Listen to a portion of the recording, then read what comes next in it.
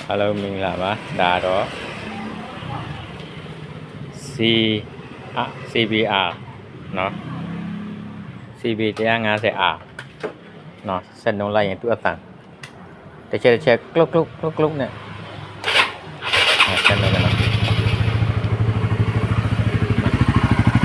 အတန်နာတော့အတန်ပုံမှန်မဟုတ်ကြာလေးမှတစ်ချက်ကလုတ်ဟဲ့လားအတန်ကလုတ်အတန်ဟိုဆက်ထဲအတန်လို့ပါတယ်လို့ ਨੇ เนาะတွေ့လား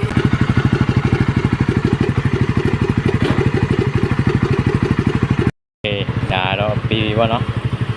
ဒီမှာသူရဒီ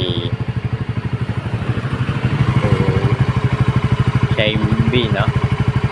သူကဒီကောင်ပြက်သွားတယ်နော်ဒီမှာနည်းနည်းလေးလှုပ်လို့ရတယ်ဒီလိုမျိုးလှုပ်လို့မရအောင်နော်ဒီလိုမျိုး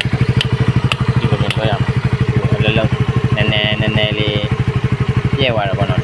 ပြက်ကနည်းနည်းလေးပြက်ကနော်ဒါတော့ကျွန်တော်အသေးထည့်လိုက်ပြီအသေးထည့်တာနိုးလိုက်တာလည်းအေးဆေးပြပါပြီနော်โอเคဒါတော့သူကဒီပြဿနာတော့သူပြဿနာတော့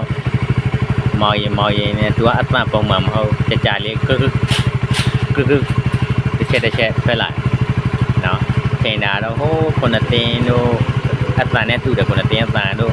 ကလာဘော်ခွဲတဲ့အတန်တို့တူတယ်နော်မမှန်တော့မဟုတ်ဒီကောင်ပဲနော်ဒါတော့ကြုံဘူးတဲ့လူကသိမှာပါနော်ဒီပြဿနာကဲသူရဲ့